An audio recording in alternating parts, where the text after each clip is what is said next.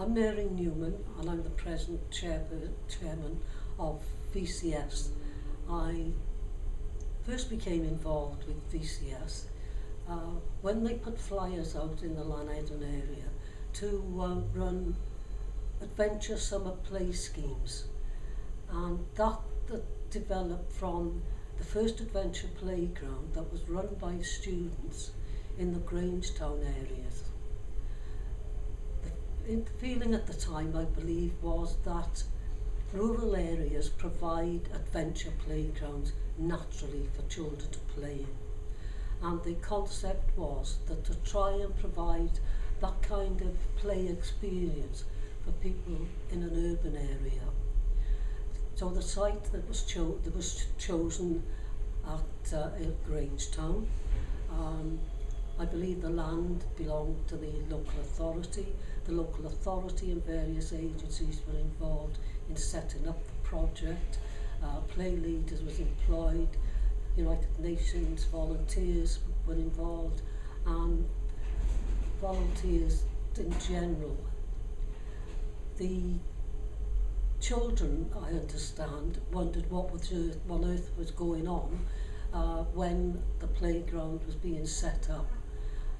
When it was eventually ready and it opened, it was really, really successful in Grangetown. I believe the parents commented that the police weren't around so much because the children were getting into trouble so much, that the parents were interested and would have liked to have been involved, but there wasn't that kind of involvement at the time. And it was really successful. And at Grangetown, because it was felt something else should replace that temporary adventure playground, a playhouse was set up in a house in the Grangetown area. I think work went on then to try and establish the permanent site and a permanent adventure playground in Grangetown.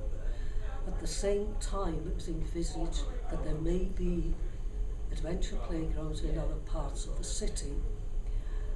My involvement was when the flyers were put out in Grangetown, asking people to come along to a meeting and to see whether they would be interested in supporting a summer adventure play scheme. We had summer adventure play schemes in Grangetown for 2 years. In the meantime, it was felt that we should have a permanent adventure playground.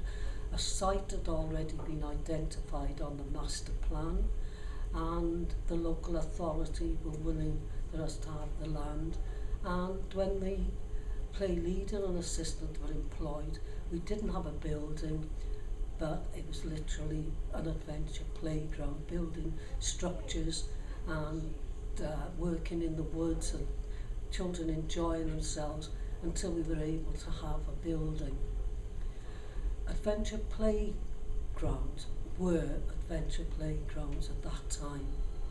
But then I believe building regulations were brought in which changed the nature, because the structures were going to have to be properly designed, the joints would have to be butted and properly screwed together.